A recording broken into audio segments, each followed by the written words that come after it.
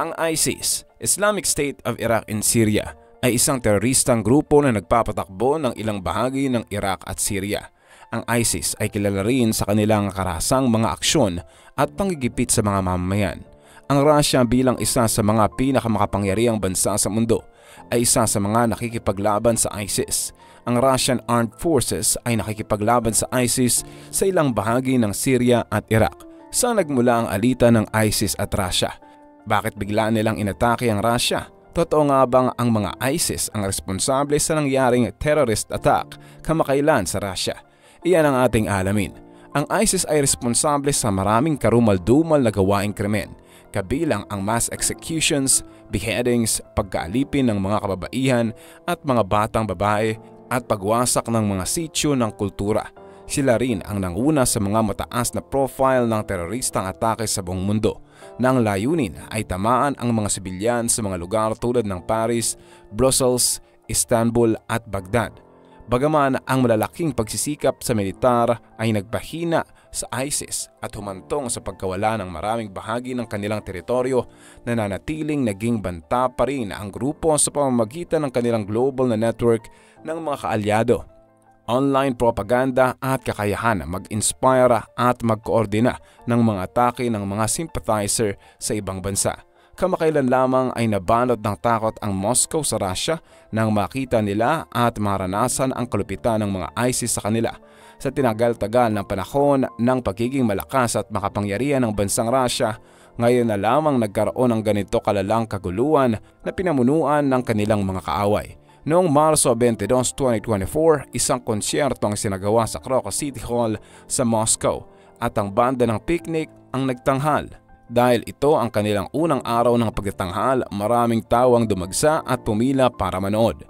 Bago pa magsimula ang konsyerto, may sunod-sunod na putok ng baril ang narinig sa labas ng concert hall. Ayon sa Investigative Committee ng Russia, higit sa 60 katao ang namatay at mahigit 100 ang nasugatan matapos atakihin ng hindi bababa sa 5 lalaki na nakasuot ng camouflage at armado ng baril.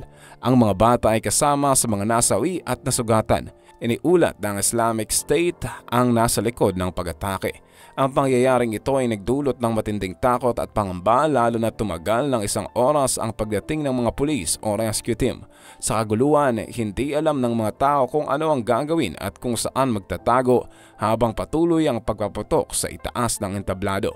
Sa halip na musika ng banda ng Picnic, ang naririnig ay hiyawan at iyakan ng mga tao at makita ang mga patay na katawan sa sahig. Bukod sa pamamaril, nagpasabog din ang mga kalalakihang ito ng firebomb na nagdulot ng sunog sa concert hall. Habang nagkakagulo ang mga tao, ang mga armadong kalalakihan ay kalmado lamang at nakataas gamit ang isang sasakyan. Pagdating ng mga pulis, 1 oras ang nakalipas matapos ang pamamaril, hindi nila lubos na mapaniwalaan ang mga pangyayari.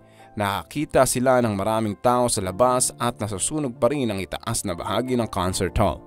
Ngunit mas nakakagulat ang nakita nila sa loob. Maraming patay at sugatan, mga nag-iiyakan at dugo na nagkalat sa paligid.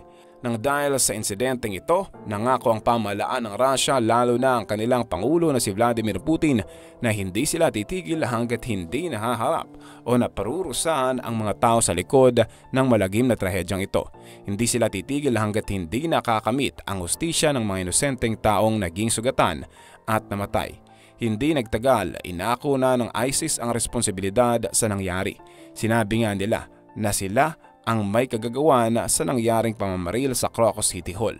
Nahuli ang unang 4 na suspect at ipinakita ang mga mukha nito sa publiko. Ang 4 ay namamaga ang mga mukha at mayroong mga black eye. Hindi may pagkakailang sila ay nakaranas ng torture. Bukod sa unang 4 na ito, may naaresto pa silang 9 na katao na may kinalaman sa pamamaril. Saan nga ba nagsimula ang alitan ng ISIS at Russia? Ang pagsakop ng Russia sa Afghanistan ay nagsimula noong Disyembre 1979 nang ang Soviet Union ay nagsimulang magpadala ng militar upang suportahan ang pro-Sovyetong pamahalaan laban sa mga rebeldeng grupo na sumusuporta sa Taliban at iba pang mga anti-government forces. Narito ang ilang detalyadong impormasyon tungkol sa pangyayaring ito. Una, konteksto ng pagsakop. Ang pagsakop ng Soviet Union sa Afghanistan ay bahagi ng kanilang stratehikong interes sa gitnang Asya, kasama ang pagnanais na magkaroon ng kontrol sa mga ruta ng langis at iba pang mahalagang mapagkukunan. Bukod dito, ang destabilisasyon sa Afghanistan ay maaaring magdulot ng banta sa mga bordering Soviet republics. Pangalawa, Soviet-Afghanistan. Noong unang bahagi ng dekada 80, ang Afghanistan ay tinawag na Sovietsky Afghanistan dahil sa malakas na impluwensya ng Soviet Union sa bansa. Nagkaroon ito ng pro-Sovyetong pamahalaan na pinamumunuan ni Babrak Karmal. Pangatlo, militar na interbensyon. Ang Soviet Union ay nagpadala ng humigit kumulang 100,000 sundalo sa Afghanistan upang suportahan ang pro-Sovyetong pamahalaan. Ang kanilang misyon ay upang labanan ang mga rebelde at itaguyod ang komunismo sa bansa. Pang-apat, gerilya at revolusyon. Sa kabila ng pagsuporta ng Soviet Union sa pamahalaan, nagpatuloy ang gerilya at revolusyonaryong kilusan laban dito. Ang mga rebeldeng grupo tulad ng Mujahideen ay tinangkang pagsalakay sa mga Soviet-based at patuloy na lumaban hanggang sa pag-atras ng Soviet Union. Panglima, internasyonal na referensya. Ang pagsakop ng Soviet sa Afghanistan ay nagdulot ng internasyonal na kritisismo. Ang Estados Unidos at iba pang bansa ay sumusuporta sa mga rebeldeng grupo sa pamamagitan ng pagbibigay ng pondo, armas at training. Pang-anim, pananatili sa kapangyarihan. Ang digmaan sa Afghanistan ay nagpatuloy hanggang sa pag-atras ng Soviet Union noong 1989. Subalit ang mga labanang pampulitika sa bansa ay patuloy at humantong sa pagbagsak ng pro-Sovyetong pamahalaan noong 1992. Ang pagsakop ng Russia sa Afghanistan ay naging isa sa pinakamalagang yugto sa kasaysayan ng bansa na may malalim na epekto hindi lamang sa Afghanistan kundi pati na rin sa internasyonal na politika at seguridad. Naririto pa ang ilang karagdagang dahilan kung bakit galit ang ISIS sa Russia. Una, ang pakikialam sa Syria. Aktibong nakikilahok ang Russia sa conflict sa Syria sa pamamagitan ng pagsuporta sa pamahalaan ni Bashar al-Assad. Nakikita ng ISIS ang militarisasyon ng Russia bilang direktang banta sa kanilang mga layunin sa Syria at tutol sila sa mga pagsisikap ng Russia na palakasin ang rehimen ni Assad. Ikalawa, ang kagalitang Chechen.